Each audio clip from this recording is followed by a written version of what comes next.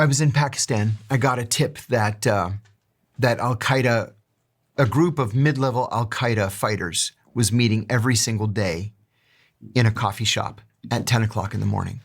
My Arabic was absolutely flawless at the time.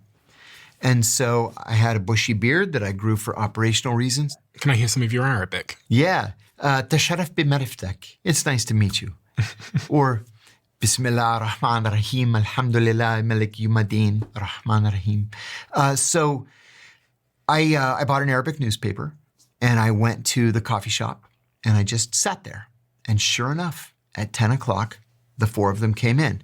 One of them looked at me and I looked at him, and that was it. We made eye contact. I did that for a week. The second week, I was there drinking my coffee, sitting with my Arabic newspaper, and the one who had looked at me the week before, he nodded. So I nodded back. That was it. No communication otherwise.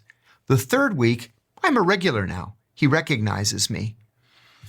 So he says to me, Salamu alaikum. I said, Wa alaikum assalam. May peace be upon you. And I say, and upon you peace. One day, he came in alone. And I said, Tafaddal, please have a seat. Sit with me. No sense in you sitting alone and me sitting alone. So he sat down. We started talking. And I asked him how long he had been in Pakistan. He said, oh, I've been here for 5 years. I was in Afghanistan. I was making jihad against the Americans. And I said, oh, that must have been hell on earth. He said that the bombing of Tora Bora was hideous. That was the word that he used. It was hideous. And I said, and what about your family? How's your family? He said, my wife and son and daughter are in Cairo.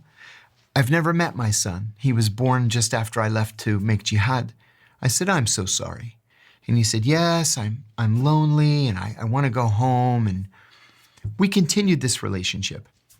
And finally, I said to him, let me take you to dinner.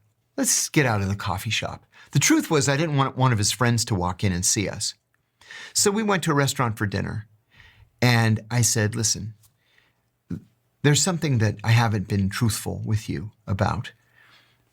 I'm not Lebanese. And I said, and actually, I'm American. Are you okay with that? And he says, I think so. I said, well, actually, I'm a CIA officer. And he says, okay. So he didn't run screaming from the room or pull a gun or anything. And he said, why do you want me? Why do you want to talk to me? I said, actually, you have access to something